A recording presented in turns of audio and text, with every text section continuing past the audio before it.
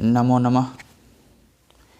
प्यारे बच्चों, आइए आज हम सभी अपने पठन पाठन की कड़ी को आगे बढ़ाते हुए कक्षा 10 के हिंदी में सूरदास के पद का पठन पाठन करते हैं और अर्थबोधन का प्रयास करते हैं।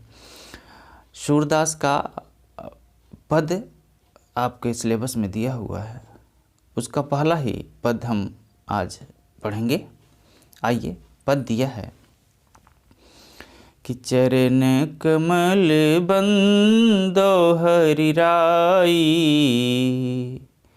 चरण कमल बंदो हरि राई, जाकी कृपा पंगु गिरि लंघै, जाकी कृपा पंगु गिरि लंघै, अंधे को सब कुछ दर्शाई, चरण कमल बंदो हरि राई,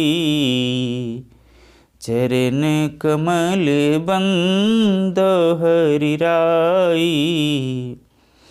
बहिरो सुने गूंग पुनि बोले, बहिरो सुने गूंग पुनि बोले, रंक चले सिर छत्र धराई, चरण कमल बंदो हरि राई, चरण कमल बंदो हरि राई।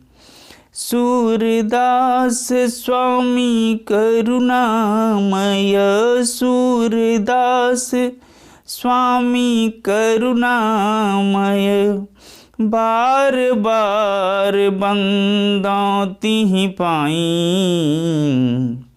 चरण कमल बंदो हरि राई, चरण कमल बंदो हरि राई। ये इसका पहला पद है। आइए इसके अर्थबोधन का प्रयास करते हैं। प्रसंग ये है कि इसमें सूरदास जी ने, चूँकि हम सभी जानते हैं कि सूरदास भगवान श्री कृष्ण के उपासक रहे हैं, आराधक रहे हैं, अर्चना करने वाले रहे हैं। इन्होंने इस पद में भगवान श्री कृष्ण के चरणों की वंदना की है और उसकी महिमा का बखान किया है कि उनके चरण ऐसे हैं जिनसे असंभव कार्य भी संभव हो जाते हैं। आइए देखते हैं। कहा कि चरण कमल माने कमलवत चरणों की, बंदो माने वंदना करता हूँ, हरि माने ईश्वर की, राय माने राजा। भाव यह है कि सूरदास जी कह रहे हैं कि हे प्रभु, हे स्वामी, मैं आपके कमलवत चरणों की वंदना करता हूँ, आराधना करता हूँ, स्तुति करता हूँ। कैसे चरणों की? कमलवत चरणों की वंदना करता हूँ।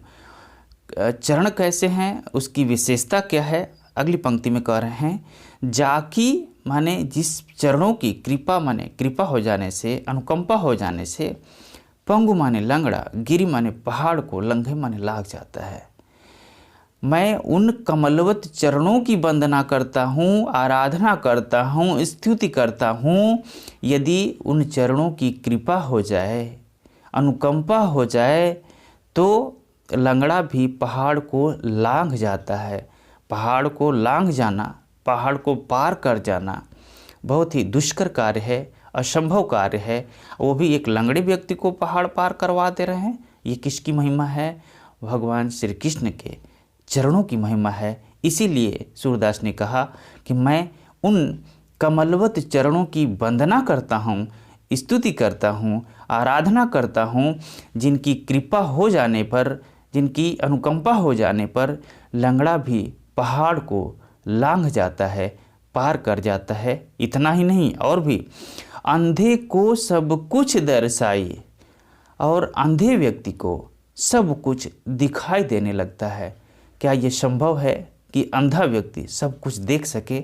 लेकिन यह संभव है यदि ईश्वर की अनुकंपा हो जाए, ईश्वर का दृष्टिकोण हो जाए, ईश्वर की शक्ति मिल जाए तो असंभव कार्य भी संभव हो जाते हैं। इसीलिए सूरदास ने कहा कि मैं उन भगवान श्री कृष्ण के कमलवत चरणों की वंदना करता हूँ, जिसकी कृपा हो जाने पर, जिसकी कृपा से लंगड़ा भी पहाड़ को लांघ जाता है और अंधे व्यक्ति को सब कुछ दिखाई देने लगता है।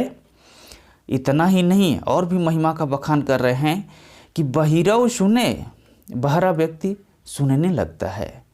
गूंग माने गूंगा व्यक्ति, जो बोल नहीं पाता उसे गूंगा कहते हैं। गूंगा व्यक्ति पुनः माने फिर से, बोले माने बोलने लगता है, और गूंगा व्यक्ति पुनः बोलने लगता है। बहरा सुनने लगता है और गूंगा व्यक्ति फिर से बोलने लगता है। और रंक चले सिर छत्र धराए, रंक माने गरीब, चले माने चलता है, सिर माने अपने सिर पर, छत्र माने छाता को, धराए माने धारण रखे। भाव यह है कि गरीब भी, निर्धन भी अपने सिर पर छत्र धारण, जैसे पहले राजा महाराजा लोग जब चला करते थे उनके सिर पर छत्र धारण रहता था, कोई छतरी लगी रहती थी, उसी की बात कर रहा है।